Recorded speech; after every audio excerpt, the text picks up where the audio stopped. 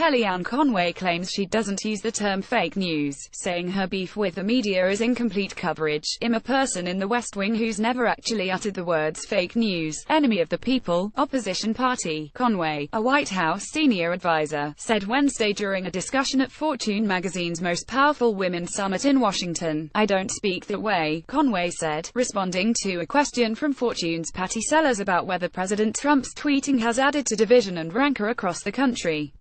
Trump, who has used fake news to describe media outlets including The New York Times, The Washington Post and CNN, has recently turned his ire on NBC News following its reports that Secretary of State Rex Wayne Tillerson-Trump relationship with Tillerson has been tense for months. Report Bill O'Reilly with Trump-Tillerson coverage. The media takes us all for morons overnight defense. Tillerson-Trump deny report of rift. Tillerson says he never considered resigning. Trump expresses total confidence in Secretary Rubio. Asks Army to kick out West Point grad. Moore once referred to him as a moron, after NBC published a follow-up story on Wednesday claiming the insult came when Trump told officials he wanted to increase the military's nuclear arsenal tenfold. The president lashed out on Twitter, going so far as to suggest challenging NBC's license to broadcast.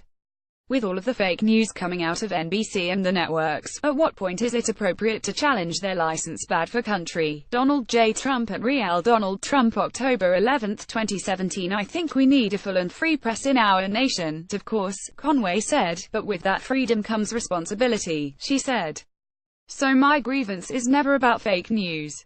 I talk about incomplete coverage. What I'm concerned about is that this president, and I hear this from people who did not vote for him and from people who don't always cover him fully and fairly either. So there is a concern. They've literally never seen a president covered this way, Conway said.